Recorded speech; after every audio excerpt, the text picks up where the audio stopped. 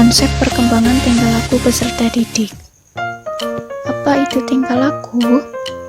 Tingkah laku manusia adalah sekumpulan tingkah laku yang ditonjolkan oleh seseorang dan seseorang tersebut telah dipengaruhi oleh suatu budaya, sikap, emosi, nilai, etika, authority, hubungan baik, hipnosis, pujian, paksaan, dan genetik.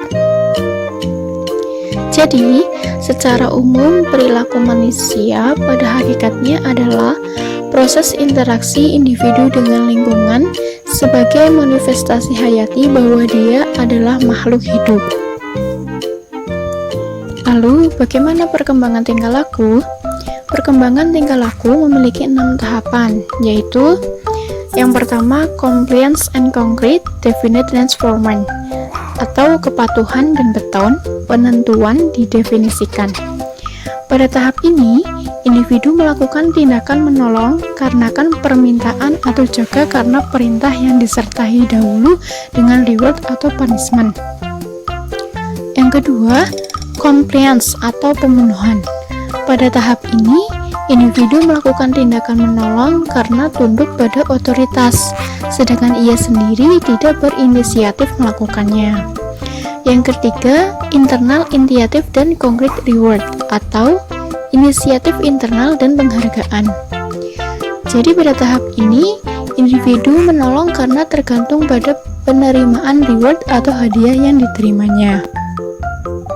Yang keempat, normative behavior, yaitu pada tahap ini individu menolong orang lain untuk memenuhi tuntutan masyarakat karena ia ingin menjadi orang baik di mata masyarakat. Yang kelima, generalis reciprocity. Pada tahap ini, tingkah laku menolong didasari atas prinsip-prinsip universal dan pertukaran, yakni seseorang memberikan pertolongan karena dia percaya ketika juga membutuhkan pertolongan maka akan mendapatkan pertolongan.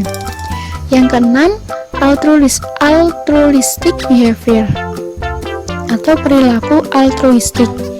Pada tahap ini, individu melakukan tindakan menolong secara sukarela tanpa mengharapkan hadiah dan balasan. Lalu, apa saja yang mempengaruhi perkembangan tingkah laku itu?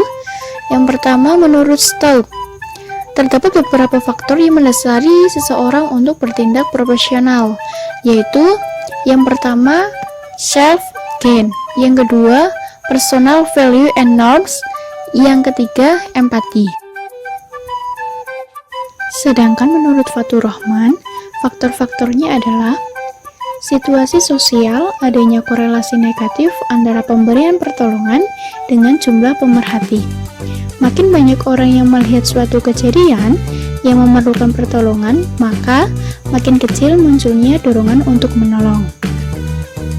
Biaya menolong dengan keputusan memberikan pertolongan berarti akan ada kos tertentu yang dikeluarkan untuk menolong.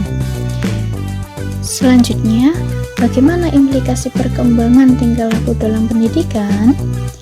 Sekolah merupakan salah satu konteks yang memberikan peranan penting dalam mengembangkan keterampilan sosial anak dan remaja.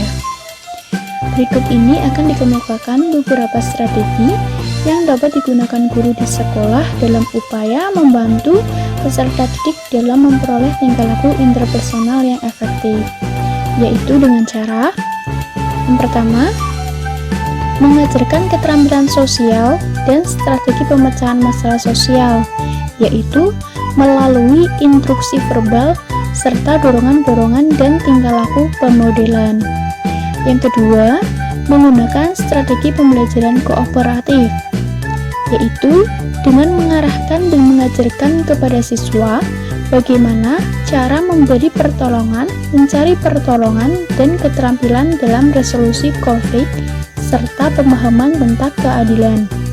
Yang ketiga, memberikan label perilaku yang pantas, yaitu dengan meningkatkan kesadaran siswa terhadap efektivitas keterampilan sosial dengan mengidentifikasi dan memberi pujian atas tindakan-tindakannya itu. Yang keempat, meminta siswa untuk memikirkan dampak dari perilaku yang dimiliki. Yang kelima, mengembangkan program mediasi teman sebaya. Yang keenam, memberikan penjelasan bahwa tingkah laku diagresif yang merugikan baik fisik maupun psikologis orang lain tidak dibenarkan di sekolah.